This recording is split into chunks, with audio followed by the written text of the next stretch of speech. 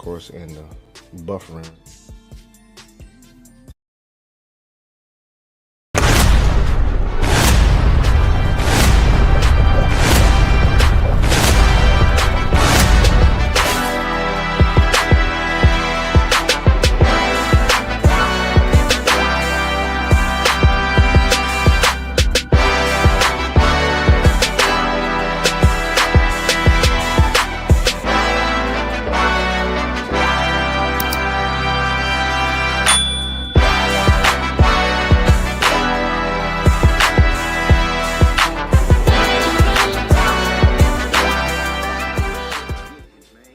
What's going on, folks?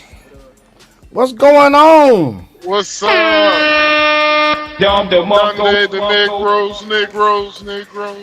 Tonight we're not whispering, we're not playing polite. We're standing in the middle of a geopolitical earthquake and asking the question nobody wants to ask out loud. What just happened? What does it mean for the world? United States struck Iran, not a proxy, not a militia, not a warning shot.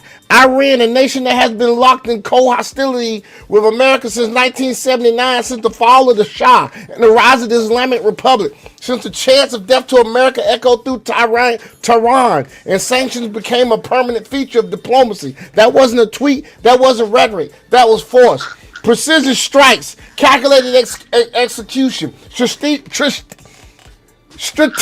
measuring, a show of power, designed to say, man, you messing me up with your laughing, dog. Man, fuck that. Yo, I'm stopping you. We gotta stop this madness, nigga. What? You sounded like a preacher that was going on a rant, and I was like, what the fuck are you talking about? Man, I'm just reading a monologue, dude. I know, nigga. But, yo, you could have just came in like you started. I'll be real with you, bro. You just came in and it's like, well, God said you gonna get the you gonna go there. We gonna you here. The Lord Jesus said. Well, thank you. Thank you. Now I've wasted 5 minutes of my time. Oh my God. Fuck it. I don't even want to finish it now. It is what it is now. It is what it is. How y'all doing out there? I'm sorry, yo. It was just, I was like, the whole time, I was like, oh, why this nigga sound like he preaching? I thought you was about to see, God came, he took the rib from Adam, and he made Eve. And I'm sorry. It's all good, man. It's all good, bro. No, but that was good though, bro. You sound like you used to be like a deacon or something? No, never. Not a deacon. Maybe one of them. What you call it? Intercessors, but never a deacon. My bad. You sounded like Tommy Sotomayor. That's what you sounded like. Tommy Sotomayor, man. Yeah, you sounded. That's crazy. Man, that is not an insult. No, I didn't say it was. I don't consider it an insult at all. Because I thought you was about to start cooking. I thought you was like, man, these 304s ain't shit. Your mama raised a hoe. I could rant on that. Man. I really could.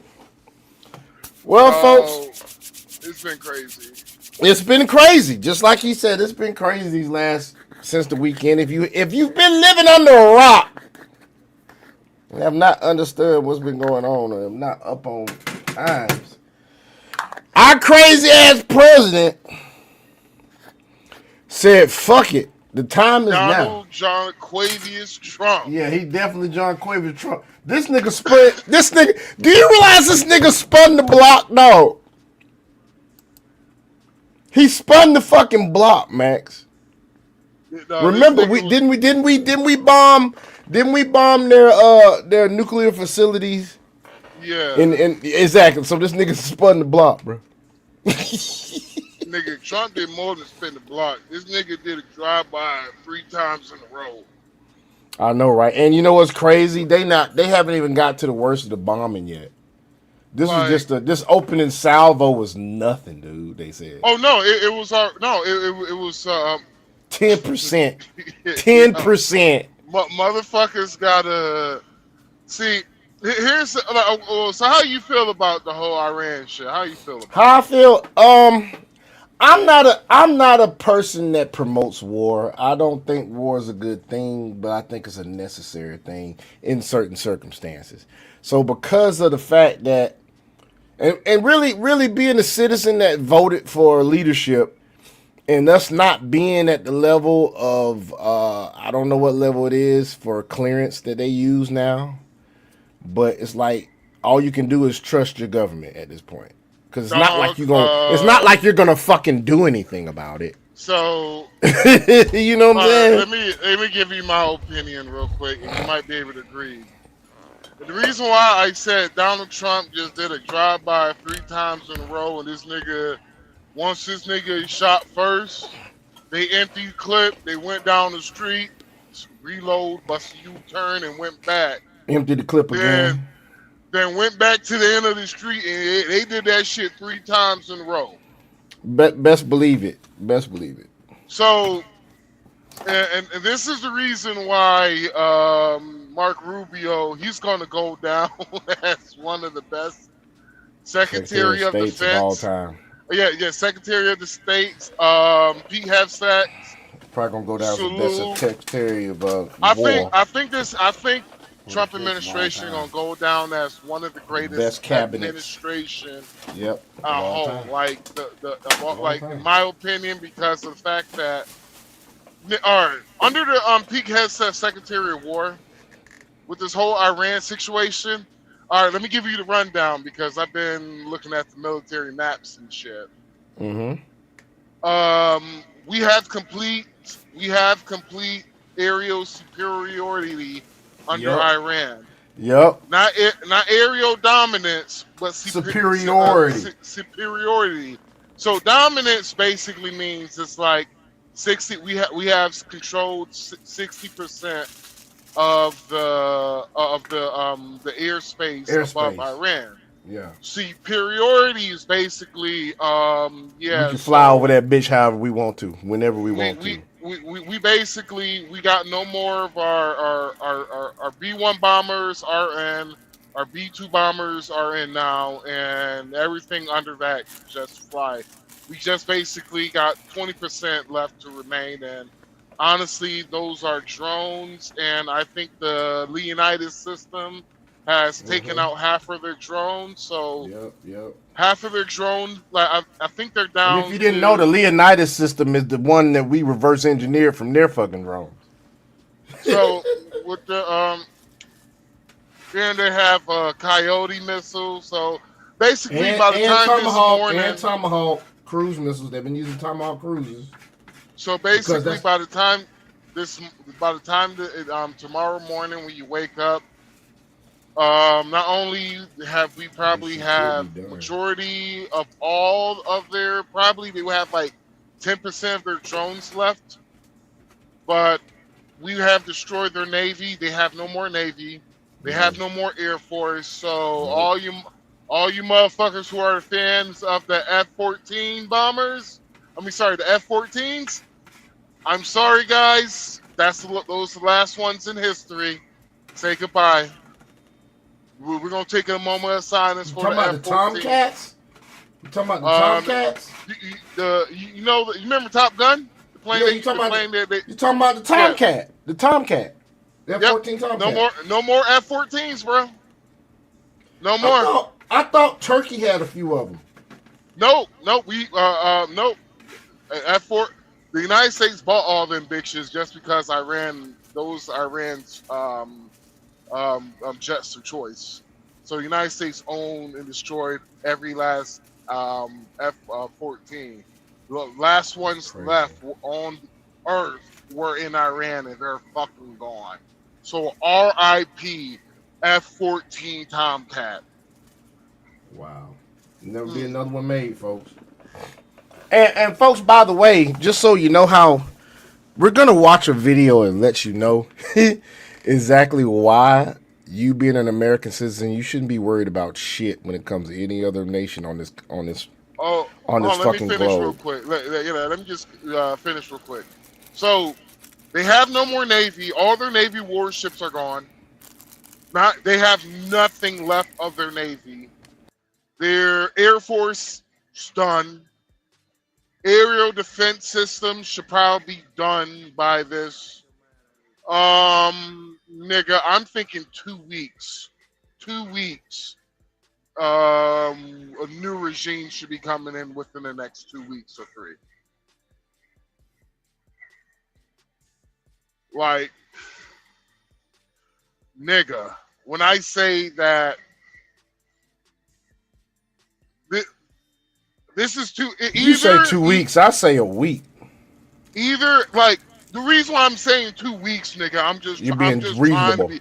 I'm trying to be reasonable, nigga. Yeah, you are I'll being be reasonable. honest with you. If It don't look United like no States 2 weeks. wasn't graceful the way it was, nigga, United States was like, yeah, we're gonna If go the ahead United and States send. was an Islamic state, bro, there would be no world right Oh now yeah, because we the would have same probably lost the niggas, damn nuclear. the same niggas who got Maduros, the same niggas who's about to be boots on the ground. Yeah, that's what they said. But here's the crazy thing, right? These idiots, these Iranians, I can't say Iranians because the Iranians, we're not fighting Iranians. We're fighting the Islamic State or the Islamic Republic of Iran, which is No, we're not the fighting their same we're as the fighting their people. regime. Yeah, We're we're fighting the fighting the regime. regime. So these idiots decided, well, since everything's going down, we're just going to launch rockets at everybody surrounding us, everybody in our area. To me, my opinion is they're like, fuck it. We know we're going down. We know we're not going to live through this shit. So let's just play with these toys that we've been waiting to shoot for all these years. We just going to shoot everything. And Yeah, these that dumbasses shit. don't realize fucking Saudi Arabia now said, fuck it. We're going to go boots on the ground on your ass. Qatar Go boots as on the well as ground. UAE. All three of them motherfuckers said, look, you know what? We're going to boots on the ground your ass. And then guess what? Pakistan is even talking about doing something nuclear. No, Pakistan ain't stupid. No, they're not stupid, but they've mentioned it. And I'm just like, dude, what are you doing? We don't want to kill the Pakistan. people. We're just doing the regime. We don't want to kill. Pakistan just wanted an excuse to use some shit.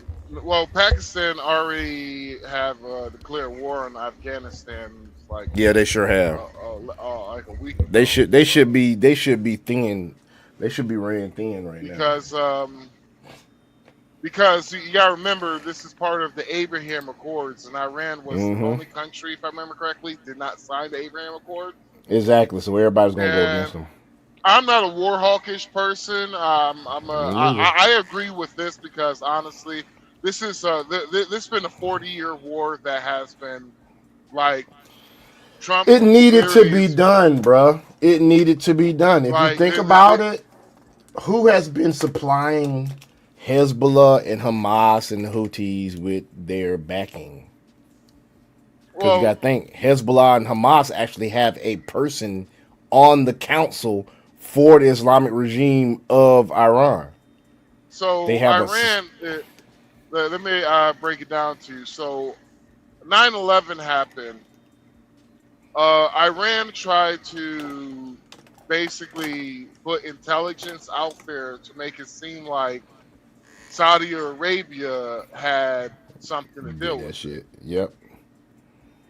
And it made it seem like Saudi Arabia had something to do with it, but it was actually, those people were like they were. Iran was using those people because they're Saudi Arabia and they're easier to make it to the United States than anybody from Iran could. Right? So that is just my opinion. That is not fact, but that is my opinion. But also, Iran, they have been literally like, there's one thing U.S. and Israel is just doing the fighting. But all those countries who signed the Abraham Accords was like basically, no, fuck that. These niggas got to go. Fuck it. Wow. They fired at us. They got to fired go. back that. Then you have bitch ass countries like Spain. Yeah, Spain's UK, a bitch ass. Talking We about cut off trade with getting, Spain. We cut off trade with Spain. He actually. I got a video on that too. He said, "Fuck it, we cut off trade with Spain. Spain is not doing good. Spain is. We're not dealing with them no more." I don't disagree. I don't disagree with He him said that because shit. honestly, because Trump could have been like, you know what, we're gonna land there regardless. What the fuck you gonna do? He about said that shit. He said that shit out his mouth. That lets you know how gangster our president is. Like, if we were to land in Spain's bases, what they gonna do? What they gonna do? Nothing. it? I honestly, ladies, to all the ladies out there, I think this shit gets pushed back. A woman president, 30 more years. Pretty much. You might as well forget that shit. Because I ain't going bullshit. It's the balls this nigga has displayed. I'm like, damn, nigga, fuck He yeah. displayed a whole lot of balls. And Big Whole lot of Marco. balls. Let's look at a couple of these videos that bag up the balls that the balls that he displayed. Let's go. Might suck, but trust me, these little fellas will crash out over anything. You don't want them in Greenland. The choice is yours. Let me know where the Hellcat Cavalry is on its way. To the leaders of Greenland, you niggas need to stop playing games. I ain't fucking around no more. If you do not comply with the orders of the United States... Hey, let's go to this one. This is I like this one right here now. Now this is something I saw the other day. I said I had to play it on the podcast for y'all. I thought you was gonna play it. Here we go. Footage. Oh, why this thing ain't fucking making no noise? That's not cool. What is going on? That's crazy that it's not making no noise. Let me see if I can, because it's actually a Thanks for calling the White House. How can I help you? This is Supreme Leader of Iran. I demand to speak with President Trump immediately. Who is it? It's the Supreme Leader of Iran. Let me talk to him. No, I want to talk to him. Nah, I want to talk to him. Tell your boss to back off. Now pay attention to Mark Rubio through this whole AI skit. No, or he will face the consequences. You can tell him yourself, dude. Good luck. Ayatollah. Ha, you old goat-bearded tyrant.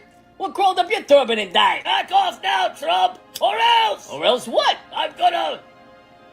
You ain't gonna do nothing, bitch! Pete's right! You ain't gonna do shit! Not a goddamn thing! Your regime's been funding terrorists and attacking our allies! Oh, no, he didn't! You've been enriching uranium like it's going out of style! Not for long! And your little debt to America chance? That ends today! Kaboom! Withdraw your forces from the Gulf! Lift the sanctions choking our economy and cease your Zionist alliances! How about you go fuck yourself? Iran will not bow! Our missiles are ready and our people united against your imperialism! Okay, you desert-dwelling despot. First, take a big step back and literally shove sand up your own ass! Now, I don't know what kind of camel-riding conquest you're scheming over there, but the Middle East? That's my sandbox now, buddy. So whatever nuclear nonsense you're plotting, you better think again. Otherwise, I'm gonna fly Marco Rubio over there to run your whole fucking country! Kaboom! I'll unleash a biblical fucking apocalypse upon you! You're gonna need to beg the United Nations for an ironclad ceasefire to stop me from fucking obliterating you! I'm talking total wipeout, motherfucker! I will pulverize you! I will trump you up! Oh yeah! You think you can mess with our ships, launch rockets at Israel, and sabotage oil tankers without payback? Kaboom! I've got the best military, the strongest economy!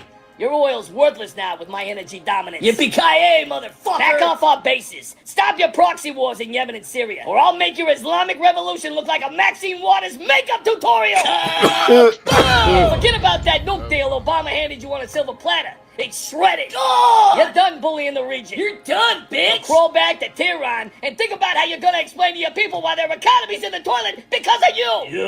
You infidel! This is an outrage! Outrage? Ha! I'll show you outrage. Hang up the phone before I add more terrorists that'll make your pistachios unsellable, you lace-curtain motherfucker! Kaboom! You understand me? Hello? Well, that's that. Nobody messes with America on my watch. In the arms of the angel, fly away from here.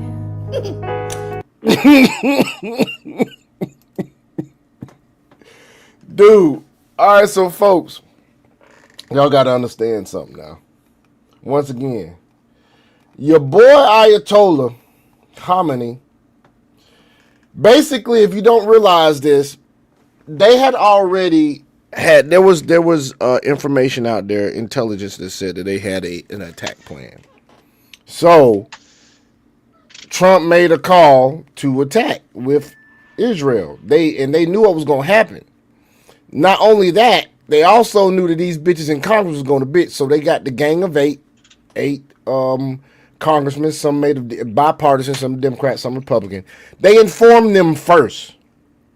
And if you don't know about the Constitution, Article 2 of the Constitution says that the president can order a strike if he feels that it is an emergency, that we're at a threat, stuff like that. So he did. He's got 90 days total to withdraw from whatever he does to use a strike. Congress has not declared war since the 1940s. Matter of fact, no, 1939.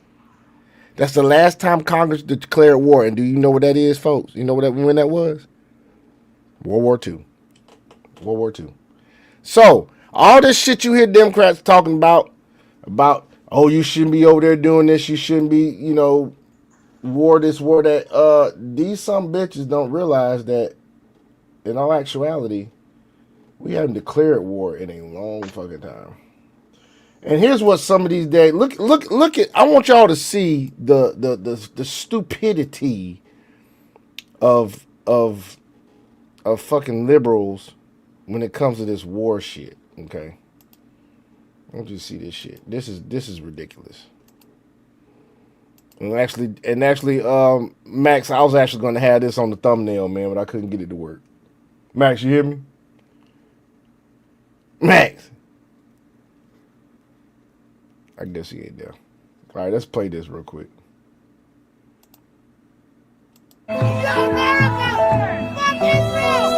Do you see this ass on the ground acting like a beetle? And this chick looking at her like she done lost her fucking mind. Americans who support the Iranian regime in protest against Israel. Here's another one. What is this? What is this? Free Iran.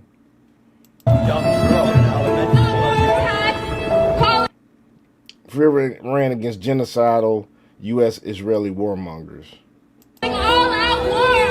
This is what liberals are doing now. You see this? This is liberals. Liberals are the ones that are doing this. Versus what? I can't play that music. Look at the Iranian women. Jubilant. Look at that now. Cheering. Home, Iranian women.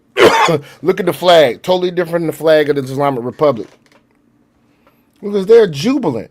I ain't gonna lie to you. As soon as Iran gets stable, man, I'm going over there. I'm finna make me Iranian women pretty as hell. Shoot. But look at this mess, man. Craziness. Show y'all something else that's interesting. Okay. See, I gotta pull it up. It's on my Facebook page. Hold on one second.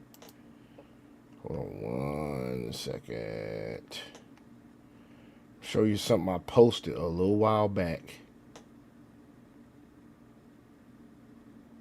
And then we're going to go into some things that people have found out when it comes to this war, man. All right, so let's read this real quick. I got something for y'all. Here we go. For y'all that are unaware of exactly how bad the fucking Ayatollah was, okay? Let's read this here. These are slides that I had on my website. Facebook page. Khomeini spent 35 years funding militias that killed thousands of Americans across the world. Yet the left calls his death an unprovoked attack. Khomeini supplied Russia with thousands of drones used to bomb Ukrainian cities and civilians. Yet the left calls his death an unprovoked attack. Khomeini funded Assad as he gassed Syrian children with chemical weapons. Yet the left calls his death an unprovoked attack. Khomeini armed the Houthis as they starved 21 million Yemenis into famine, yet the left calls his death an unprovoked attack. Khomeini morality police beat a woman to death for showing her hair, yet Western feminists call his death an unprovoked attack. Khomeini hanged gay men from cranes in public squares. Yet the LGBTQ or ubiquitous activists call his death an unprovoked attack. Khomeini had girls raped in prison before execution because his law forbade executing virgins. Yet Western feminists call his death an unprovoked attack. Khomeini shot, hanged, and tortured thousands of Iranians whose only crime was demanding freedom. This just happened January 8th and 9th. 30-something thousand Iranians straight massacred in the streets. And you have the left and all these people protesting. For what? Don't you have any decency? Any decency at all? Doesn't make any sense. So let's look at this. I want to show you this real quick for all of the naysayers that say, "Oh, he did this an illegal attack. He shouldn't be doing that." Look at this. Presidential use of military force without congressional war declarations. Modern presidents have bypassed Congress to use force overseas without formal declaration of war. So there's no congressional declaration of war with these two presidents here. Clinton and Obama. Clinton, Somalia in 1993, Bosnia in 1995, Kosovo in 1999. He actually deployed troops in Bosnia. Somalia, Black Hawk Down, there was 100 and something people that got killed in that. Kosovo, NATO airstrikes, no war vote, acted under executive power. Okay, so you have that. Then you have Obama. Libya in 2011, airstrikes on Gaddafi. Gaddafi was actually doing good for his people, and he had them killed. ISIS, 2014, 2017, war in Iraq and Syria. None of those two had any congressional approval. Yemen, support role, says no new war authorization, used old 2001, 2002 AUMFs, which were, AUMFs, if I'm not mistaken, were orders for retaliation against terrorists because of 9/11. So he used that. Let's go. And I got more, folks. I got more here. I'm trying to find.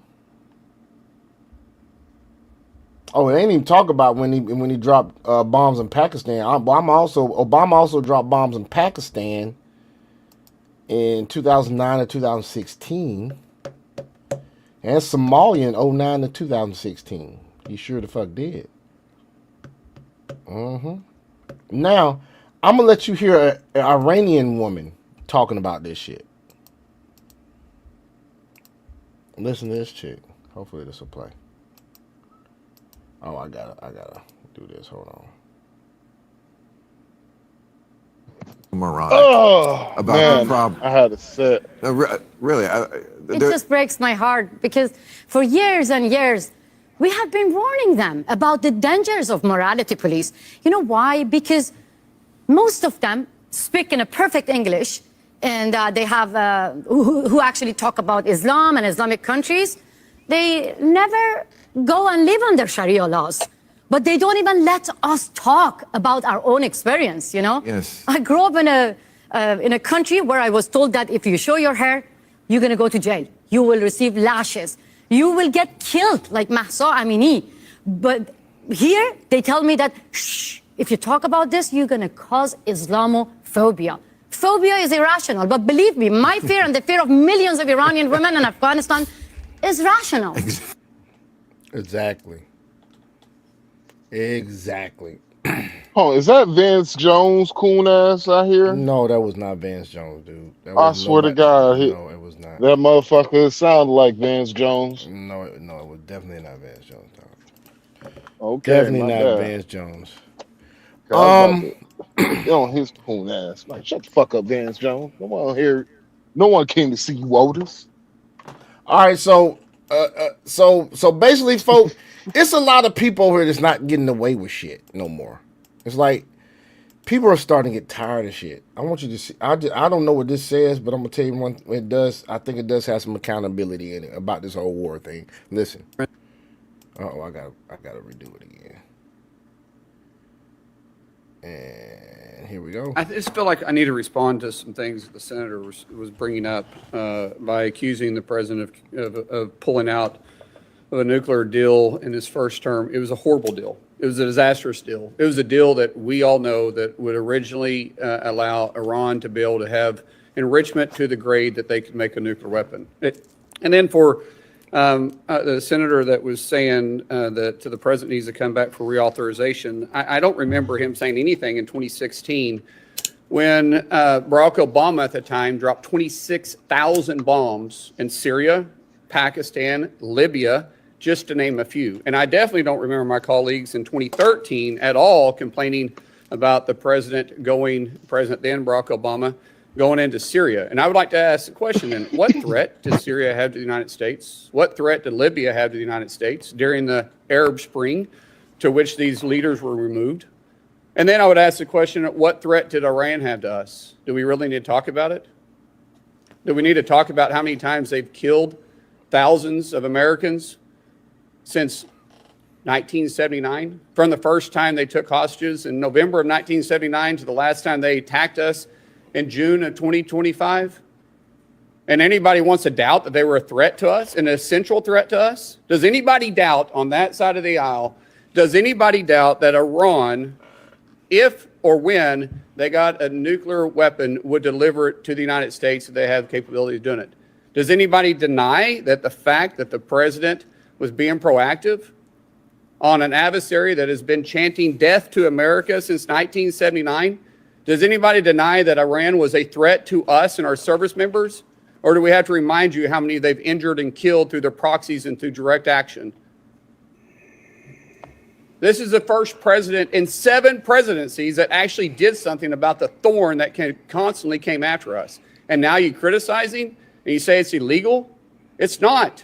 This same authorization is the same authorization that Democrats and Republican presidents in the past have used. And thank God we had a president with a backbone to finally get rid of this murderous regime. And now we're complaining about it? Remember, legally, he has to respond to Congress or inform Congress in 48 hours. That has happened. They actually told them that they was going to do it before they did it. They just only told the Gang of 8. And then, after they did it, they informed Congress. Nothing at all wrong with any of that. Okay? Let's continue on. And then within 60 to 90 days, he needs to inform Congress if we're going to war and ask. Exactly. You got 60 to 90 days to either inform them you're going to war or to pull out. Pause. Specific war authorities. But the president, through Article 2, clearly has an obligation and the powers under the Constitution to defend our interest home and abroad. And there is no question he's defending our interest. No question. So what is this grandstanding about? Do you think we should have let the Ayatollah in place? Do you think he was a good guy? Are you defending the Ayatollah now? Or aren't you glad that America finally stood up and took care of this murderous regime that's been sponsoring terror around the world for 47 years? How about we say thank you, Mr. President, for finally... Do y'all realize that shit, man? 47 years this regime has been sponsoring terrorism, whether it be Hamas, Hezbollah, the Houthis, giving a little money to who knows, giving a little money to damn Saddam Hussein if possible back in the day, maybe giving, they sell their oil. Didn't Iran they get money from that? If I remember correctly, didn't Iran try to kill George W. Bush Sr.? Yep. Yeah, they probably have something to do with damn Reagan too. They've been out of pocket for quite a long time. They've been out of pocket since 1979, man. Because even though it was even though it was Osama bin Laden that attacked that boat, he probably had some help from this Islamic regime of Iran. Because you got to think about it. What other country in that area had an Islamic regime ruling the country? Well, there's a lot of countries out there in that Middle East that is ruled by Islamic regimes, but Iran a got lot of all the these money. a lot of these countries are they're not radical the way that the Iran was. Islam as Iran is, Because they were but Sunni, not Shiite. If I'm not mistaken, they Sunni. but but they are ruled by a golly, they are I think they all still practice Sharia law. It's Yeah. just like places like you can say, UAE or like Saudi Arabia, it's a little bit more is less conservative. Let's say let's use Yeah. that word, less conservative. Well, they're not ruled by any ayatollahs. They're not ruled by no mullahs. They rule by money. Yeah, exactly. So because the Iran was ruled by mullahs and ayatollahs. Just think about every fucking country they attacked is literally a financial hub. Like they attacked Qatar. Qatar is a financial hub, and it's a financial hub in the Middle East. Why do you They think they attacked. attacked them? They attacked all the countries that basically signed the Abraham Accords, pretty much. But also, I think they That's one attacked them. reason why. I also think they attacked them to Also, kind of fuck up shit with the new government that's going to be established. nah, No, I'm thinking it's a repetitive play that's been done over and over again, but people are just missing it because this is also a financial money grab as well too, and it's just of money, not only politics as well. So what they're doing is cleaning up house, the same instance like they did. And I'm gonna say this is for hey, instance. you got like you sound echoish, Dragon. Oh, that's No, you just because sound like you away. You sound like you far away from the mic. Yeah, far away from the sound mic. better. Yeah, Okay, no. but Yeah, you sound like you need to get closer to the mic, man. no, I'm closer from the mic. I think it's because of the speakers. I would need to put my headphones in. Hold on. Give me a second. Could be it. But also, there's so many things with this one move has happened. Like this also literally going to bring China to the table because we literally just took off what I think what 80% of all the oil Iran produced goes to China. And you got to think about how much Venezuela was given to China. So basically, this cripples China.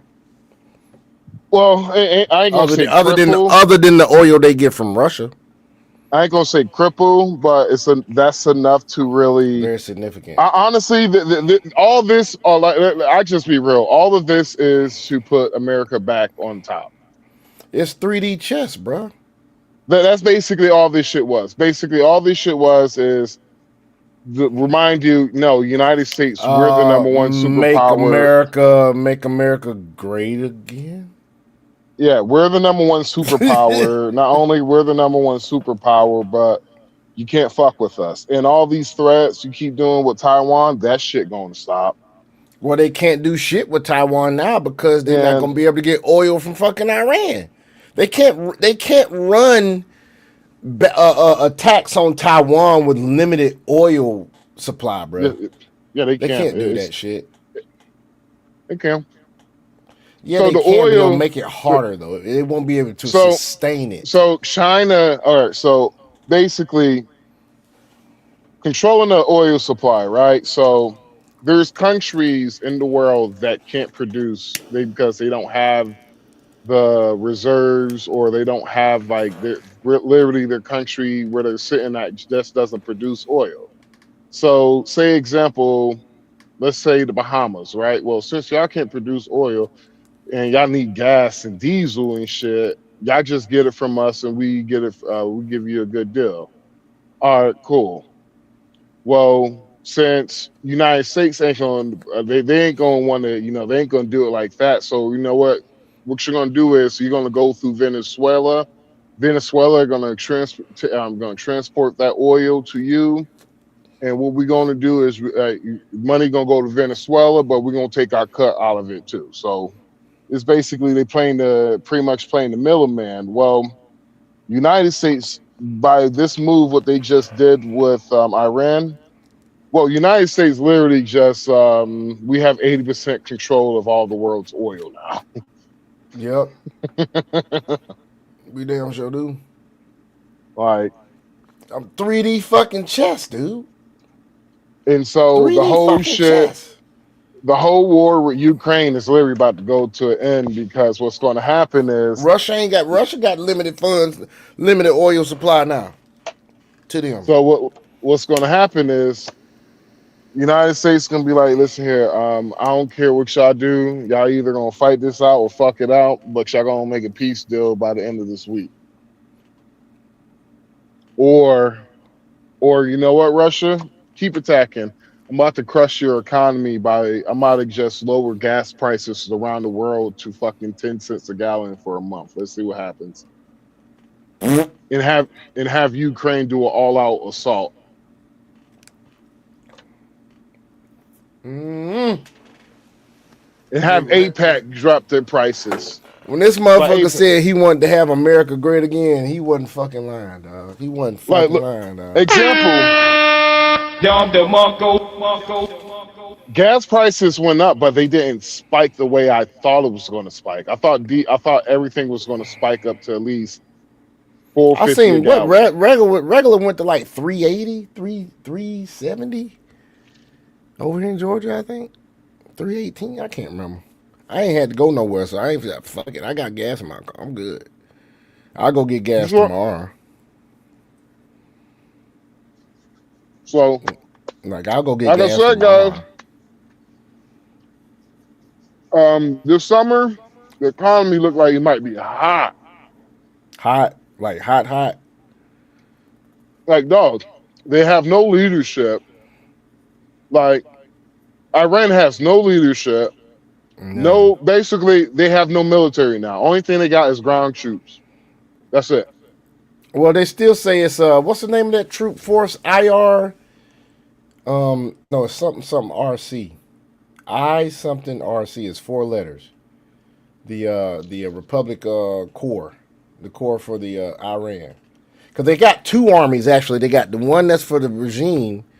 Then they got the National Army for Iran, which was already there before they took over. They're all gone. And so the people that were already there before they took over, they had someone on the internet that came out and established their devotion to the Shahs or to the people, to the country, not to the. And they burnt a picture. He was burning a picture of Khomeini. So the regime. Like their version of Delta Forces. Mm-hmm. Yeah, they're gone. They're gone. We have killed over. It was 1,000. 2,000. 2,000. It's 2,000. It's about 2,000 people now. Mm-hmm. They only killed 4 of ours. No, my bad. 6. It's 6. Yeah. That just happened though. Yeah, that's pretty good goddamn numbers. I ain't gonna lie. Hell yeah. Like, we took out your leadership, and we took out your special forces. That's just crazy, ain't it? That's just crazy, dog. And that's why he said, "Hey, man, we already won, bro. Just lay down your arms and surrender." And see, that's what I don't understand with some people, dog. It's like I understand you not wanting. I'm not a warmonger myself. I don't like really going into war or anything like that. I do wish I served in the military, but I didn't take that chance. But I will say this: just because other presidents handle it a certain way does not mean we're going to do the same thing. Because if you have already seen he's already ordered strikes since he's been in a year and some change. He ordered the strike on the uranium deposit, the nuclear facilities. He ordered strikes. We didn't go into war after that. It was something he did before that. I can't remember what it was, but he had ordered something else. So now here it is. He orders the strike on Iran, and they've already taken out 49 of the leaders plus the Ayatollah, plus, if I'm not mistaken, and it's still alleged, the Israelis took out the damn meeting that was going on for them to re-elect an Ayatollah. Took out that whole the whole freaking expert council. Let's finish this, then we're going to go to a video about getting that. rid of this nuisance, this murderer, this sponsor of terror. He did the world a favor, and the world is a safer place because of it. You may disagree with a lot of his actions. You may disagree with some of his policies, but you can't deny that this was a threat and an essential growing threat to the United States. And you want to say he's playing politics, and you get the politics behind it, Mr. Peters? You guys are playing politics. You guys are the ones that are grandstanding. The president's doing his job as commander-in-chief. And I think at one time or next, we should say thank you. Thank you for being a strong leader. But there's no way in God's green earth you guys can ever give the president, at least President Trump, any credit. What he said. That's what he said. So, Dragon, you want to do some crypto before we continue on with other talks about this, or what's up? Drag on. Drag on. Drag on. Drag on. Drag on. Drag on. Drag on. Drag on. Drag on. All right, so folks, since Dragon is not responding, let's go on with some more shit.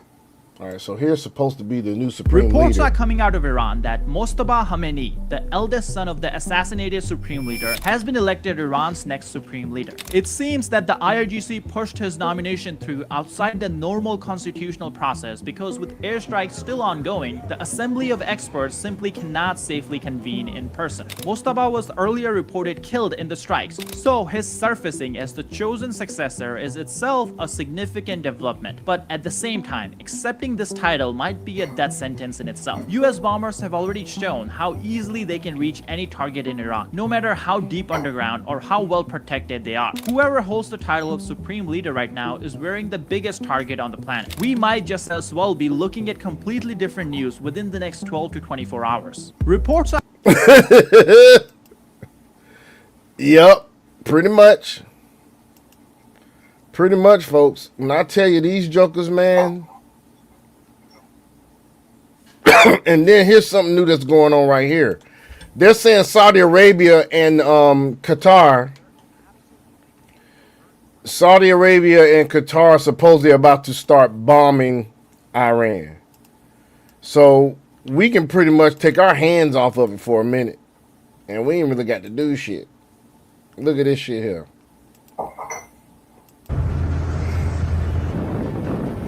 Stop it! Stop it! Stop it! Stop it! Stop it! Why? What happened?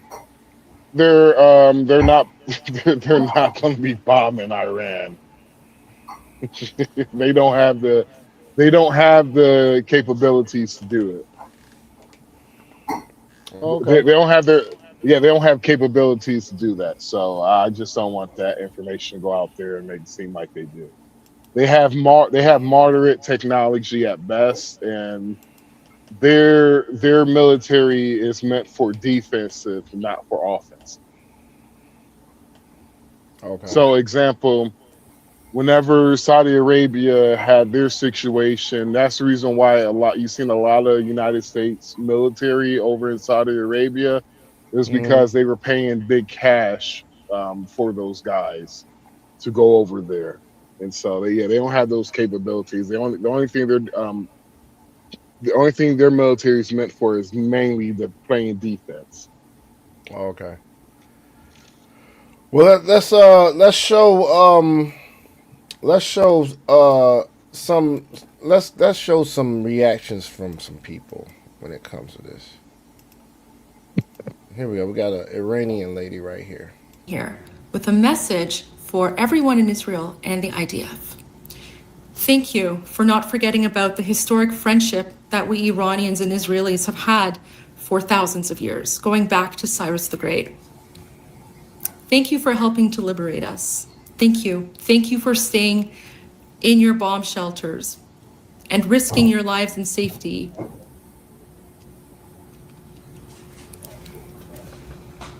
We can't wait to welcome you back to Iran with open arms. And together we will dance again in the streets of Tehran. Thank you so much. Shabbat Shalom and Am Yisrael Chai. Do y'all realize how groundbreaking this all has been for this to happen? We are talking one of the most important things to happen in the modern history of this world. Let's take a look at this right here. Let's see what this is. This is once again another Islamic woman talking about something with Donald Trump. Hold on. Are not Arab Islamists. They're Iranians. They've always been Iranians. They have occupied by a regime that is not their own, by a regime that is not speaking their language, by a regime, and let's make that very, very clear, because sometimes it's like hard for us to understand what happened inside of Iran. The Islamist Ayatollahs came to our country, and the first thing that they did, they took our flag, our flag, the Iranian flag, has a lion and a sun on it, and it's like green, red, and white. And they started to write on it with Arabic writing, which is not Persian. It's not our language on there.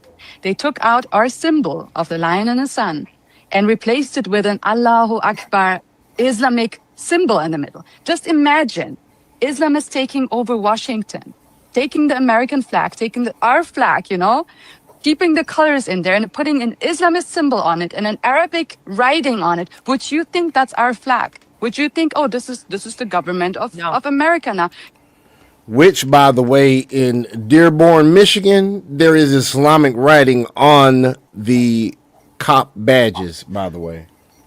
And that is not an alleged claim. You would be like, this is an Arab Islamist jihadist occupation. They took down our flag. Then they started to replace everything that's Iranian, our ministries, our churches, our synagogues, our Jewish community. We had the biggest Jewish community inside of the Middle East, outside of Israel. Now, that's a shock. I did not know that before the Islamic Ayatollahs took over, that Iran had the largest population of Jewish people outside of Jerusalem. Now, I did not know that. That's a shock for me. Wiped them out. They wiped out our Christians, our Zoroastrians. They forced people to convert to Islam. They changed our language and our school. That's right. Iran was made up of Zoroastrians who believe in, I forgot the name of their god, but they believe in a monotheistic god. It's somebody else though. So they had Zoroastrians that were in Persia, Iran. You had Christians and you had Jews. That's who was there. It wasn't no Muslims in Iran. Wasn't no Muslims. Schools, they started teaching Arabic. Our national anthem. They replaced the national anthem with some weird anthem that no Iranian can even identify with, because every other word of it is Islamic. Again, Iranians are not Arab Islamists. They're Iranians. They've always... So you have that, folks. But I wanted y'all to see exactly how the American military pretty much sunk the whole Iranian Navy. This is crazy. This guy's Cappy Army. Follow him. He's cool people.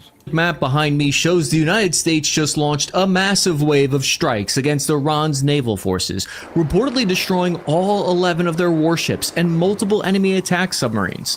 Aw shit, here we go again. But how did they do it? What new actions is the United States taking to affect regime change in Iran?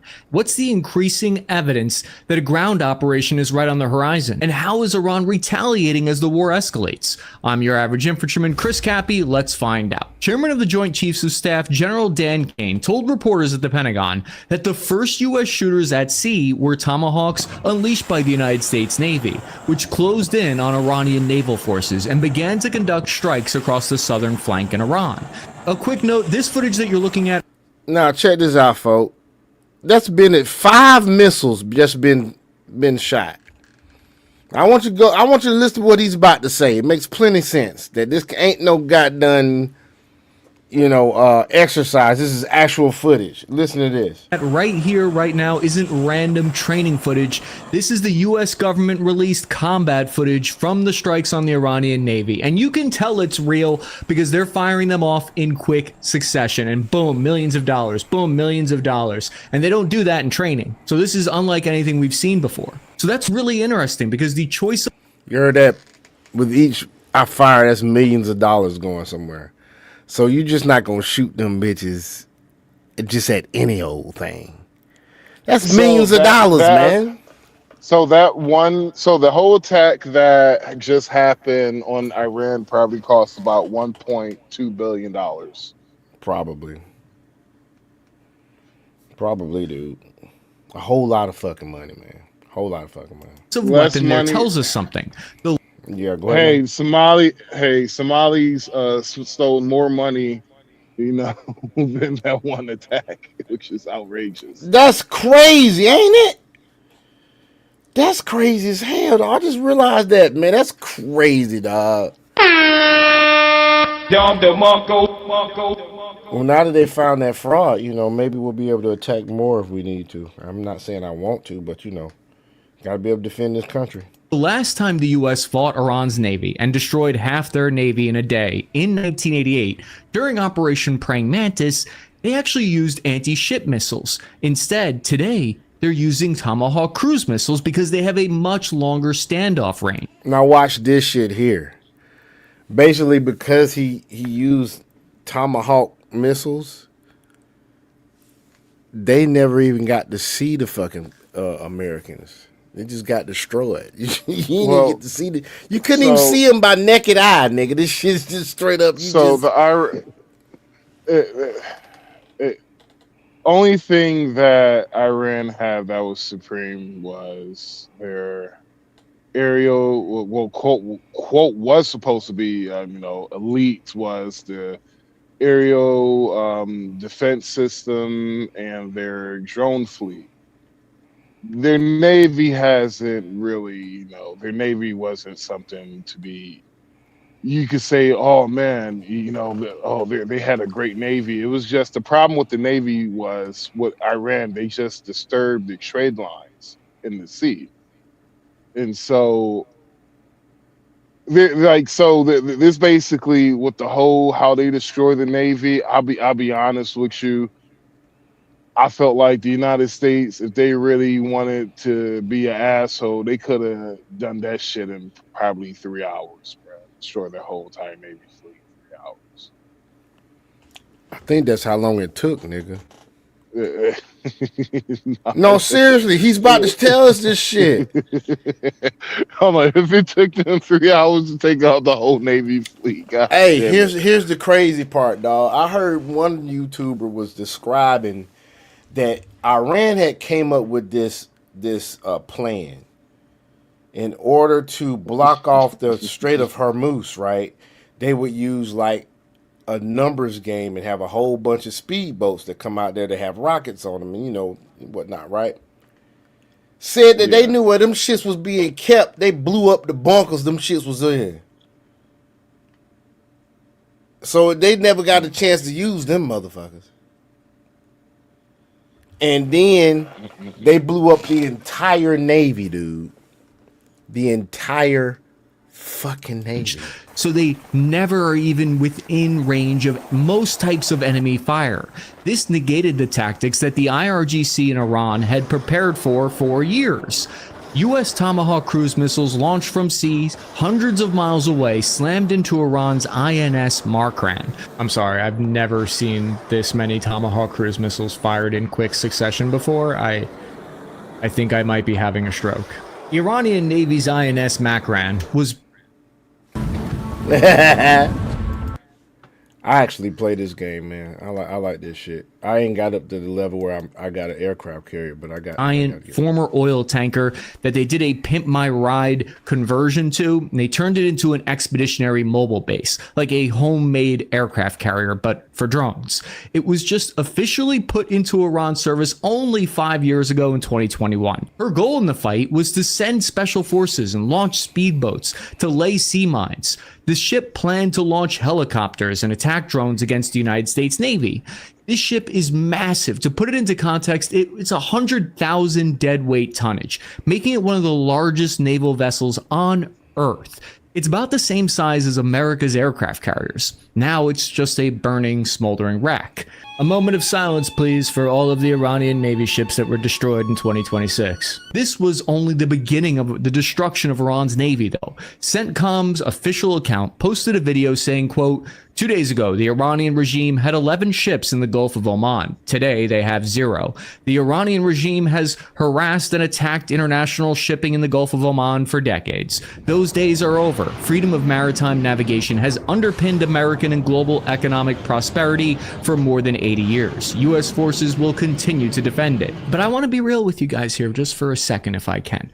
As you're hearing about all of these American military victories and how the U.S. military is precise with their bombs and they're very destructive, at the same time, we need to keep in mind that a lot of times the real challenge is often what comes after that. Normally, it would take us weeks to find out the details, but publicly available satellite tasking instantly reveals the results of the fight. Most notable, ain't this some shit, man? Like, wartime, modern wartime, you're able to basically get updates damn near live, man. Like about fucking war, dude, out of satellites, dog. So the crazy thing is, it's like you can see the battle of like the actual battle that they had within an hour. Some depends on some places, but you can see within an hour of it happening. Ain't that shit crazy, That dog? is fucking crazy, dude. It's crazy, dog. Because I feel like you have guys, stoner, dude. You know, it's like crazy, dog. It's like I'm for real. It's fucking dude. It's like mind-blowing, I'm like, man. I'm like, it's like watching like Iraq and Iran, and you seen everything, you know, happen Iraq and Iran, but that was like, you know, weeks out from, you know, the shit happened like a week ago, or you seen something that happened like a year ago, like the whole Ukrainian shit was like completely mind blowing. You could see like the whole knife fight, like the knife fight between the Russian and Ukrainian, that shit was fucking crazy. I didn't see that shit. There was a knife fight, dude. Nigga, I have the video. Oh yeah. Yeah, it was dude, a Ukrainian and a Russian soldier, and it was having a knife fight. You know, like they literally ran out of ammunition, and so just went out to fucking knives. Damn. Like, yeah, that's crazy. They both ran out of ammunition, and it was nothing but only thing they had was a handy dandy knife, and I was like, no, these niggas about to go at it with the knife. And the whole thing was live stream. The whole thing was crazy. Streamed. Like, that's yeah, crazy, like, man. Like, so yeah.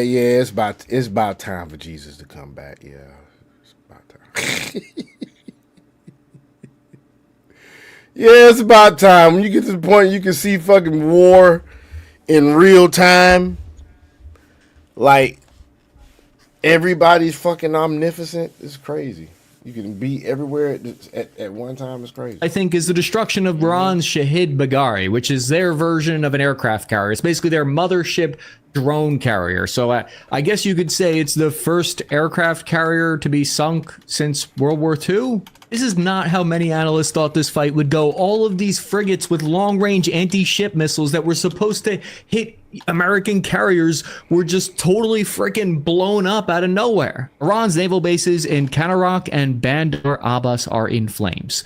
Why are American forces focusing fire on Iran's navy? To dive deeper into that, we'll use this episode's sponsor, Ground. Scan the QRC has built a huge backlog of lethal sea mines and naval capabilities that are specifically designed to block the flow of oil from the Gulf states to the market. This has always been their greatest leverage, geopolitically speaking, to inflict maximum pain on global markets. See how the live maritime tracking behind me shows that ship movement has moved to a crawl, although ships with transponders off may be trying to run the gauntlet still. So due to this choke points vulnerability, U.S. forces began to systematically destroy Iran's navy. And this is a shocking development, because after Operation Praying Mantis in 1988, Iran has specifically trained and equipped to prevent exactly this kind of scenario from happening again. And yet it happened again. Iran's entire navy doctrine has changed over the years based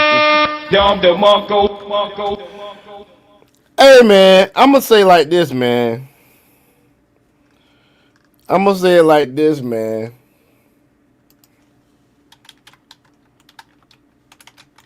Hold on.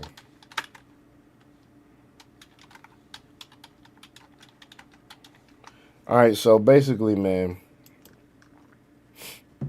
Basically, right. This nigga just said that the first time this shit happened, they've been training not to have that shit happen again, right? As a country, we have to assume as a country that they have some competency about them. You know what I'm saying? That they can get shit done. You have professionals, you have military minds, business-minded people with strategy, clerics, whatever. Come together, have committees, let's plan this shit out. We got personnel, let's put it into action. They put it in action, and the shit happens all over again. Hey, man. Hey, man. All I'm going to say is this. America spent how much? What's their budget for the defense? Like $900 billion. They spend like more than like the next 13, 14 nations put together. Yeah. Based on that catastrophe, they came up with a plan to These overwhelm American ships with swarms of fast attack boats. They planned to fire land-based anti-ship missiles at U.S. forces. They had a whole strategy of using their submarine to ambush U.S. vessels. The fast attack boat strategy failed, though, because it was designed for the 1990s scenario. That's no longer relevant today. The IRGC was supposed to get up close with a salvo of rockets and missiles, which a saturation attack in confined waters. But by 2026, that strategy was dead in the water. Persistent drone coverage and surveillance assets by America of modern-day technology prevented the IRGC and their fast attack boats from ever launching or getting close. And that would be a for certain one-way trip to meet the Ayatollah. So it's kind of difficult to get a bunch of people to rally them together and say, hey, let's go charge that American warship.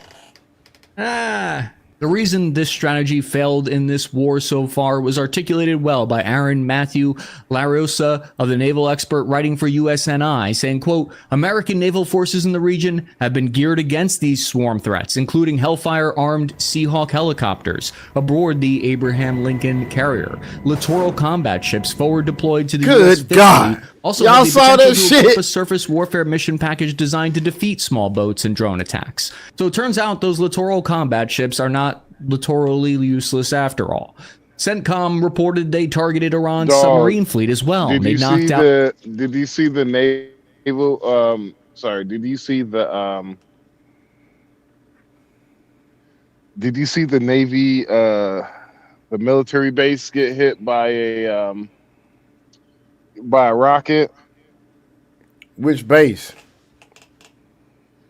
I think All the it bases, was I the think, one have been in. hit, but a lot of them have been evacuated, which is why we only No, like lost six there damn was people.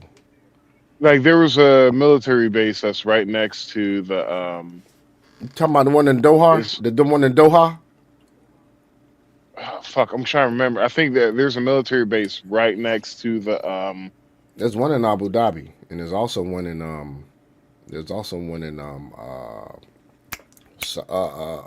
Saudi Arabia. fuck. Where is it? No, I'm sorry. There was a military base in Israel.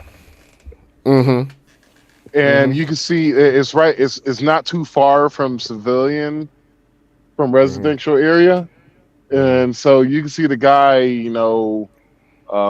He has a camera right at the military base, and you just see the fucking rocket just come, boom. Then it's like it's like a little bit of a 3 second delay before it's like a second delay before you can hear the explosion. It's like, Did you see the one? Did you see the one where the rocket or something was like falling out of the sky and it hit like this spot in where was that shit at? I want to say it was in it might have been in Qatar. And there was some people running from that shit. well, there was it was right it was in the middle of a whatchamacallit, ooh shit. They've had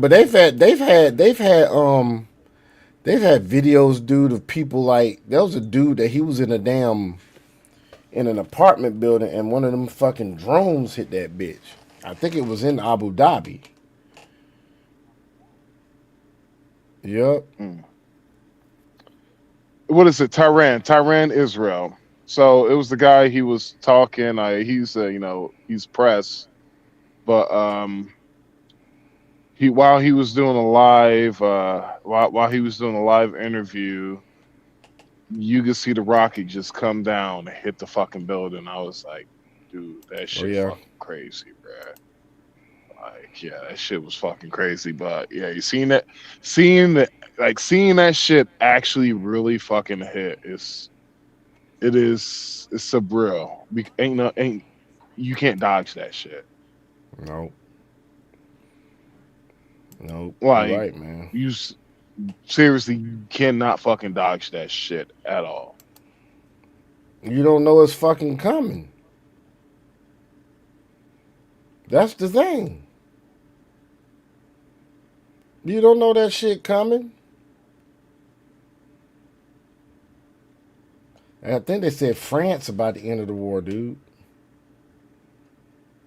It's not even a fucking war. It's a fucking military. It's a military engagement to take out a dictator.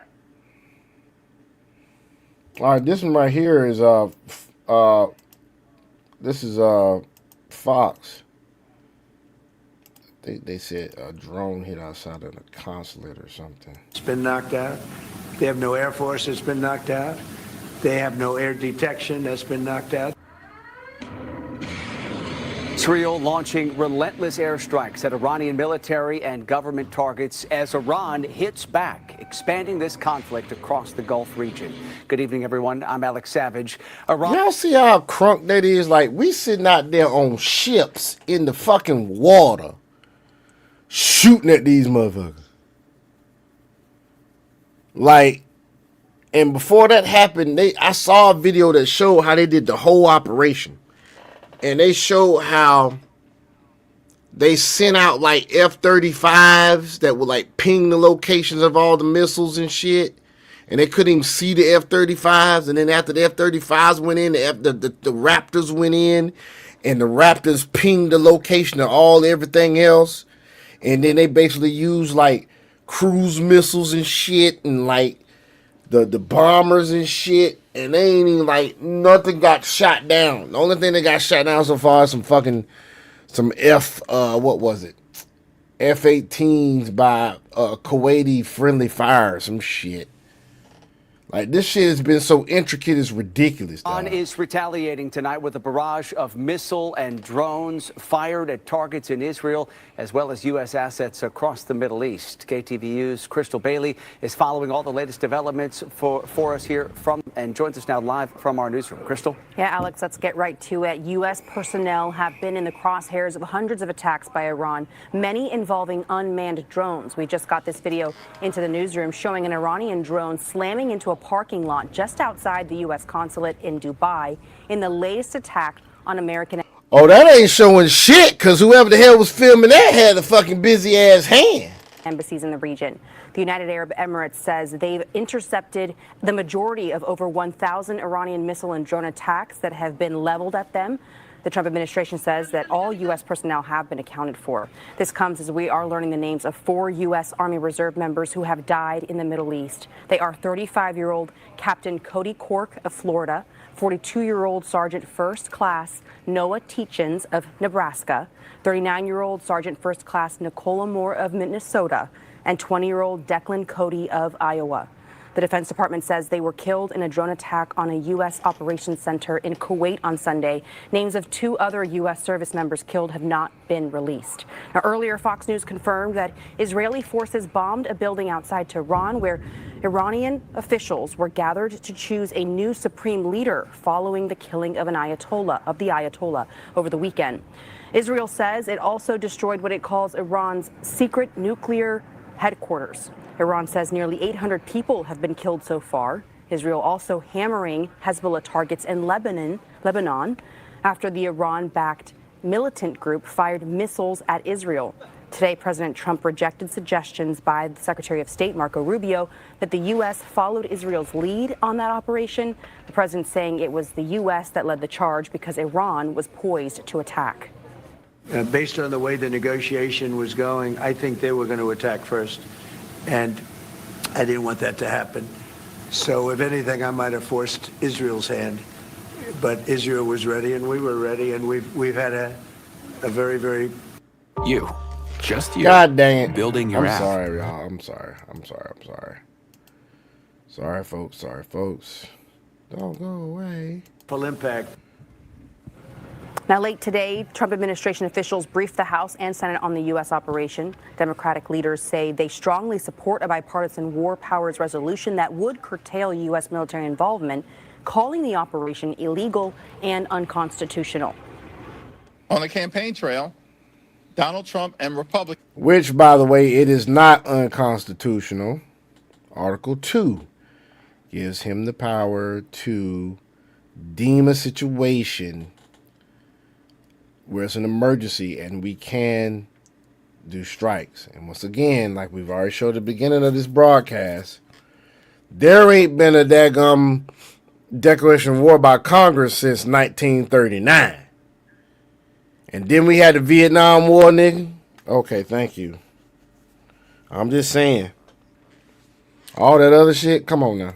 Republicans promised not to get the American people into endless, failed, foreign, forever wars. There is no country in the world that has more American blood on its hands than Iran. So I think the president was perfectly within his rights to take the steps that he took. The U.S. also working to get stranded Americans out of the Middle East. The State Department announced it's organizing evacuation flights, and it is in touch with nearly 3,000 Americans abroad. Now, the House and Senate are expected to vote on that war powers resolutions later this week, which could limit the president's authority to continue this mission. President Trump is sure to veto it if it does pass by lawmakers. Alex? All right, Crystal Bailey. He's going to veto it. Developments in our newsroom. Crystal, thank you for that. Let's get some more perspective. That's a good thing he can veto that shit. Now on the conflict with Iran, and to do that, we are joined now. Because y'all do realize, because of Article 2, he still has 90 days. He has 90 days to either present to Congress that he wants to declare war or pull out, of the conflict. Live by Hal Kempfer, former Marine intelligence officer and founder of Global Risk Intelligence and Planning. Hal, it's always good to have you on and get your perspective here. So the Trump administration says the U.S. objectives here in this war are to take out Iran's nuclear capabilities, its ballistic missile program, and its Navy. What does the strategy look like for the U.S. and Israel? What is it going to take to achieve those goals? Well, Alex, a lot of that's already done. You may have seen yesterday there were 11 naval combatants in the Gulf of Oman. And there's 0 now. All of those have been taken out. It's not clear how much has been taken out within the Persian Gulf and around the the actual Strait of Hormuz area as well. But they've been hit really hard. I've seen satellite photos showing where the port facilities have been hit. It looks like a number of ships have been hit. Now, they have a fairly significant submarine force for that area. I mean, it's not huge, but it's big for that area. And they can sit quietly on the bottom of the Persian Gulf and cause some huge problems in the Strait of Hormuz. So we're looking at those, looking at sea mines, looking at that. But that's actually seems to be coming along. Tremendous strides in taking out the launching systems, ballistic missiles and drones without launchers.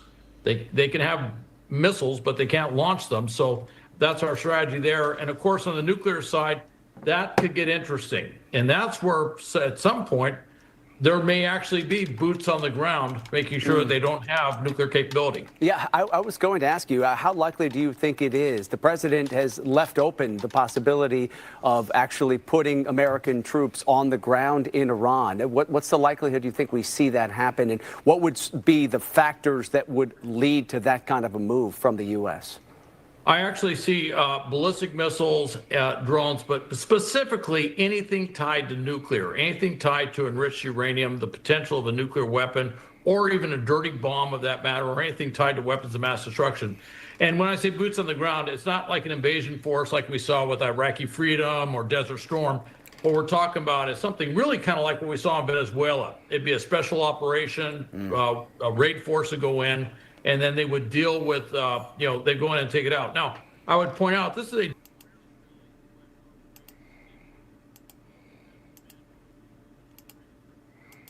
they just recently, not that long ago, did an amazing operation when Assad's government was still there, taking out a site like some of the sites that they would be potentially taking out in Iran. So they're very good at this. We have airlift capability they don't have. I could see us doing a joint operation together where we provide the lift, they provide the troops, the boots, if you will, and reducing some of these sites. Let me ask you about this conflict from Iran's perspective here. I mean, it certainly seems like Iran, obviously they have taken a tremendous hit already in terms of the leadership that's been wiped out here, but they also seem prepared for a prolonged conflict here. They're facing this overwhelming assault from the U.S. and from Israel, but they're trying right now clearly to broaden this conflict across the Middle East. We're seeing these strikes against neighboring countries, against oil and gas infrastructure across the region, and they're effectively shutting down the Strait of Hormuz. What is the military strategy from Iran's perspective at this moment? Well, they're just lashing out at everybody. They think that by hitting this critical infrastructure, whether it's oil refineries or hotels or buildings or whatever in these Arab countries, that they're going to put pressure on these countries to suddenly tell the U.S. to get out of there. It's had the exact opposite effect. I've never seen the Gulf Coalition Council countries come together and pivot as quickly in one direction ever. It was absolutely stunning to see how they all turned and focused their complete attention on Iran. I don't even rule out that shit loud in my bad, man. Those countries at some point may actually join in on these strike missions. They are absolutely livid with what Iran's done, and that's because over the many years they have tried to maintain cordial, most of them for the most part, have tried to maintain very cordial diplomatic relations with Iran. They work with them. It's their big neighbor. May not like them, but they still work with them and they try to be cordial. And then to have this be their immediate reaction, their retaliation is to strike them and to threaten their critical infrastructure like they did, that has really brought these Arab states together. One quick response here, because we are almost out of time here, but obviously with Iran's supreme leader dead and other top clerics also killed in these early strikes here, the president and other administration officials, they have called for an uprising by the Iranian people to... But I'm like, who the fuck is giving the orders now? Like, who the hell is telling them to do anything? at this point. No one is telling them. They're just they know they're going to die, so they're just going out with a bang. That's pretty much what they're doing. Just going out with That's crazy, man. That's crazy as hell. They're like, well, we're gonna die, so you might as well just fuck shit up while we got the chance. So. Crazy. To take back the government. What is the likelihood, you think, that we see some sort of a popular uprising in Iran, and how might the U.S. government play a role in that? Well, I would say, look, we saw it in December. We saw what happened. They took the streets, they controlled the streets, and it was only being able to marshal that more extremist side, like the Revolutionary Guard Corps, that they were actually able to go out there and deal with the protesters in the most brutal manner. They probably killed about 30 to 40,000 of them. If we can debilitate, if we can take out or basically undermine the ability of the government to bring that group together, if we can go after the IRGC, like what we're doing, if we go after some of the more extremist religious police, like we're doing, taking out those sites, taking out those troops, taking out that element, I don't think it's really far-fetched to see this regime, basically be forced out. Now, I do see a very distinct possibility that the regular secular army, the military, and the secular police force would stay in place and might actually ally with whatever the leadership is of the protest movement or the anti-regime movement into a new type of coalition. But there's a long way to go before we get there. We're not talking days. We're probably talking weeks before all that comes about. Yeah, a lot of questions about what comes next in terms of leadership in Iran. All right, we appreciate your perspective. It's always great to have you on and good to see you. Hal Kempfer, former Marine intelligence officer. Thanks for the time. Good to see you, Al. All right, you too. Hey, Sean. Yes, sir. Man, I'm getting to that point, man. I'm falling asleep, bro. All right, man. We'll go ahead and cut it off for the night. But hey, my bad, folks, man. I ain't get that. Folks, I'm gonna leave y'all with this. I'm gonna leave y'all with this last little thing. I swear. You had the black folks couldn't stand Trump, but let Trump do something gangster. Now all of a sudden they like him now. Look at this bullshit here. Look at this here. Like, to Iran. Don't. America. What is the president to Iran in this moment? Don't. I'm gonna bomb the shit out of them. It's true. I don't care. I don't. Yo, this nigga is out of motherfucking pocket. Like, he is a real life nigga. Like, he is on D block type shit. Like, everybody like, nah, don't. This nigga drop the location. I'm coming for you. Like, when I see you on site, is like, what, y'all? We is. He from New York, y'all. Born and raised. What's the message to Iran? Don't. What is your message to Iran? So y'all have a nice night. We'll see y'all next time. Take it easy.